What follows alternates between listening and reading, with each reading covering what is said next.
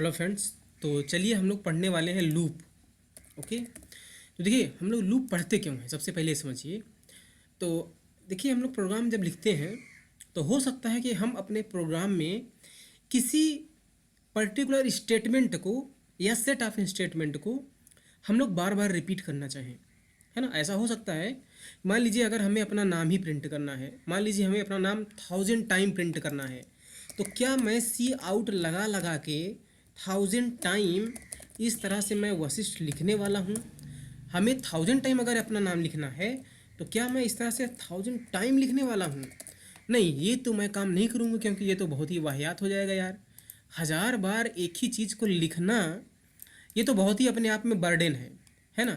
तो इसी प्रॉब्लम को सॉल्व करने के लिए देखिए, जब भी हमें कुछ इंस्ट्रक्शन को या सेट ऑफ इंस्ट्रक्शन को हमें रिपीट करना होता है, बार बार एग्जीक्यूट कराना होता है, तो हम लोग यूज करते हैं लूप का कॉन्सेप्ट। तो लूप क्या करता है कि किसी भी डिज़ायर्ड नंबर ऑफ टाइम जो भी आप स्पेसिफाई करेंगे कंडीशन में कि भैया हमारे इस सेट ऑफ इंस्ट्रक्शन को इतने नंबर ऑफ टाइम आप एग्जीक्यूट कर दो, तो लूप उतने नंबर ऑफ टाइम आपके उन सारे इंस्ट्रक्शन को क्या करेगा, एग्जीक्यूट कर देगा। ओके, तो अब अगर लूप है तो इसका कुछ ना कुछ सिंटेक्स होगा। तो लूप देखिए 3 तरह से हम लोग पढ़ते हैं। एक होता है फार लूप, ओके, फार लूप होता है। दूसरा होता है वाइल लूप, WHILE, फार लूप होता है, वाइल लूप होता है, और एक होता है डू डू वाइल लूप।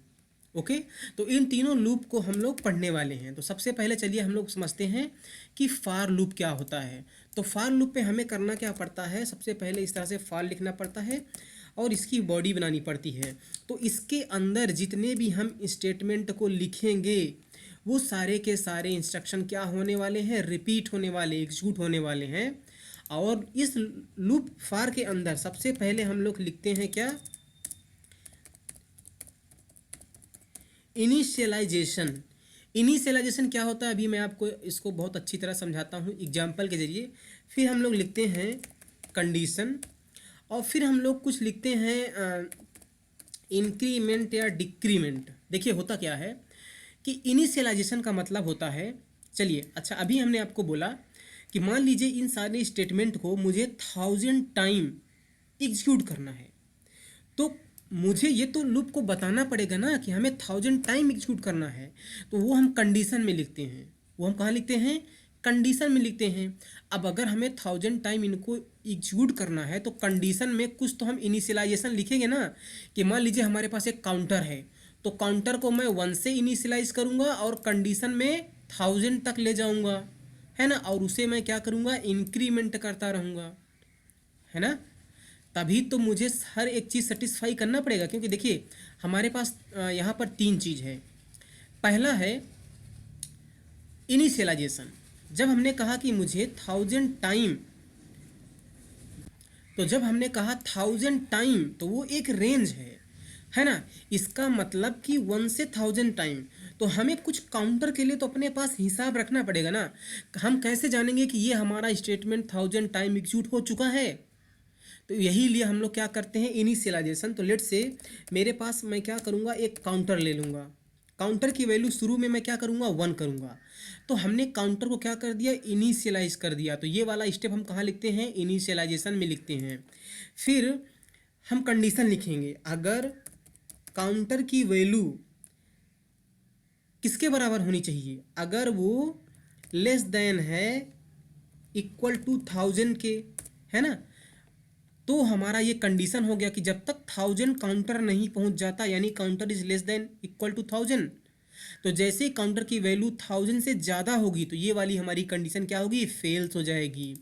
और हम लोग क्या करेंगे, काउंटर को इंक्रीमेंट भी तो करेंगे ना हर बार, क्योंकि अगर काउंटर की वैल्यू 1 है और एक बार ये वाला इंस्ट्रक्शन चल गया, एक बार ये वाला इंस्ट्रक्शन चल गया, तो हम काउंटर को क्या करेंगे, इंक्रीमेंट कर देंगे। तो काउंटर की वैल्यू 2 हो जाएगी, तो जिसका मतलब कि एक बार ये हमारा वाला ये स्टेटमेंट एक बार एग्जीक्यूट हो चुका है और फिर से कंडीशन चेक होगी, है ना। तो चलिए इसको हम लोग प्रोग्राम से करते हैं। तो मैं क्या करता हूँ कि लेट से मैं लगाता हूँ फार, और मैं एक वेरिएबल यहाँ पर ले लेता हूँ काउंटर, ओके। और इस काउंटर की वैल्यू मैं शुरू में 1 करता हूँ और counter is less than equal to let's say 10 कर लेता हूँ, 10 टाइम मैं प्रिंट करूँगा। और मैं क्या कर रहा हूँ, काउंटर प्लस प्लस, और इसके अंदर मैं सिंपली सी आउट करूँगा। लेट से मैं अपना नाम कर दे रहा हूँ, ओके। और फिर मैं लेट से लाइन चेंज कर दूंगा बैक स्लैश एन से, ओके। देखिए यहाँ पर होगा क्या, तो क्या होगा, सबसे पहले काउंटर की वैल्यू 1 है, तो फिर ये कंडीशन चेक होगी, 1 is less than equal to 10, true हो गया। अब जैसे ये ट्रू हो गया तो ये काउंटर नहीं चलेगा, काउंटर प्लस प्लस नहीं चलेगा। ये जैसे ही ट्रू हो गया तो हमारा ये लाइन एग्जीक्यूट हो जाएगा, तो प्रिंट हो जाएगा वशिष्ठ सिंह। फिर उसके बाद काउंटर चलेगा, तो काउंटर की वैल्यू 1 थी, इंक्रीमेंट होकर क्या होगा, 2 हो जाएगा। अब जैसे 2 हो गया तो फिर से ये कंडीशन चेक होगी, है ना। जो इनिशियलाइजेशन वाला पार्ट है वो सिर्फ और सिर्फ एक बार चलेगा, सिर्फ और सिर्फ एक बार चलेगा। जब काउंटर की वैल्यू इंक्रीमेंट होकर 2 होगी तो यहाँ पर कंडीशन चेक होगी, 2 लेस देन 10 सही है, तो ये एग्जीक्यूट होगा। फिर काउंटर इंक्रीमेंट होगा तो 3 हो जाएगा, फिर कंडीशन चेक होगी, फिर ये प्रिंट होगा, फिर काउंटर इंक्रीमेंट होगा, फिर कंडीशन चेक होगी, ये प्रिंट होगा, काउंटर इंक्रीमेंट करेगा। ऐसे ही बार बार ये चलता रहेगा। और जब ये 10 टाइम प्रिंट कर चुकेगा तो काउंटर की वैल्यू क्या होगी, इंक्रीमेंट 11 हो जाएगी। और जैसे ही 11 हुई तो 11 is less than equal to 10, ये फॉल्स हो गया। तो जैसे ही ये कंडीशन फेल होगी, फॉल्स होगी, तो हम लूप के बाहर आ जाएंगे, है ना। तो लूप के बाहर हम कब आ रहे हैं, जब ये कंडीशन हमारी फॉल्स हो जा रही है। तो यही होता है लूपिंग, कि हम कुछ इंस्ट्रक्शन को, हमने यहाँ पर एक ही इंस्ट्रक्शन लिखा है, आप चाहें तो कई सारे इंस्ट्रक्शन लिख सकते हैं, तो कुछ इंस्ट्रक्शन को हम बार बार रिपीट कर सकते हैं, एग्जीक्यूट करा सकते हैं, जब तक जो हम कंडीशन यहाँ पर लिखते हैं वो फॉल्स ना हो जाए, है ना। तो देखिए यहाँ पर हमने लिखा counter does not name a type, क्या हो गया, counter does not name a type.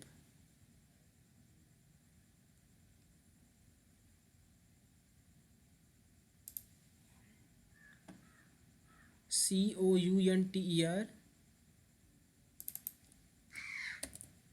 Spelling mistake है क्या,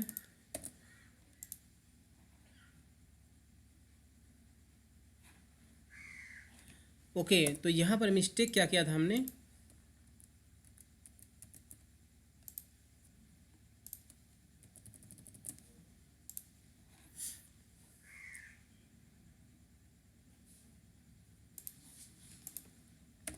यहाँ पर होगा सेमीकॉलन, ओके। तो देखिए यहाँ पर ये 10 टाइम 3 3 6 3 9 प्लस 1 10 टाइम हमारा नाम क्या हो रहा है, प्रिंट हो रहा है, ओके। तो ये है हमारा फॉर लूप। और इसी तरह से अब अगर मुझे वाइल लूप यूज करना है तो हम लोग क्या करते हैं कि फॉर लूप में जो हमारा इनिशियलाइजेशन, कंडीशन और इंक्रीमेंट या डिक्रीमेंट वाला पार्ट होता है हम फॉर लूप के अंदर ही कर देते हैं। लेकिन वाइल लूप में हम क्या करते हैं, हम लोग वाइल लूप में ये हर एक चीज़ को ना साथ में नहीं लिखते हैं। तो उसको करने के लिए देखिए हम लोग क्या करते हैं, तो वाइल लूप के लिए मैं क्या करता हूँ, मैं यहाँ पर एक वेरिएबल बनाता हूँ लेट से C1, और उसको मैं 1 से इनिशियलाइज कर रहा हूँ, ओके। फिर मैं लिखूँगा वाइल, और मैं लिखूँगा C1 is less than equal to 10, okay. और मैं यहाँ पर लेट से लिखता हूँ सी आउट, मैं लिखता हूँ C++ लाइन चेंज, ओके, इस तरह से। और मैं C1 को क्या करूँगा, इंक्रीमेंट करूँगा। तो अब आप अंतर कर पा रहे हैं कि जो यहाँ पर इनिशियलाइजेशन वाला स्टेप हमने फॉर लूप में यहाँ अंदर लिखा था, यहाँ हम बाहर कर दे रहे हैं। और जो कंडीशन थी यहाँ पर, वो कंडीशन हम यहाँ पर लिख रहे हैं। जो काउंटर वाला पार्ट था प्लस प्लस, उसको हम इस वाइल की बॉडी के अंदर कर रहे हैं, है ना। इसको आप वाइल की बॉडी के बाहर मत करना, अंदर करना।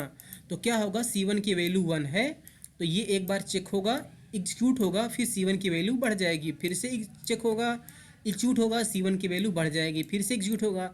तो इस तरह से वाइल लूप काम करता है ना। अच्छा, जो वाइल लूप है, जब हम वाइल लूप के अंदर इंटर कर रहे हैं, यहाँ पर इंटर कर रहे हैं, तभी हम कंडीशन को क्या कर रहे हैं, चेक कर रहे हैं। तो जो वाइल लूप है ना, वो एंट्री टाइम पर चेक करता है, एंट्री टाइम पर कंडीशन को चेक करता है ना। और अगर मैं इसको एक बार रन कर दूं, ये देखिए हमारा प्रोग्राम यहाँ से रन हो रहा है, और यहाँ पर देखिए कि हमारा पहले जो नाम है वो नाम 10 टाइम प्रिंट हुआ है फॉर लूप की वजह से, और जो C++ है वो 10 टाइम प्रिंट हुआ है डू वाइल लूप की वजह से, है ना। अब एक होता है, सॉरी, वाइल लूप की वजह से, अब होता है एक डू वाइल लूप।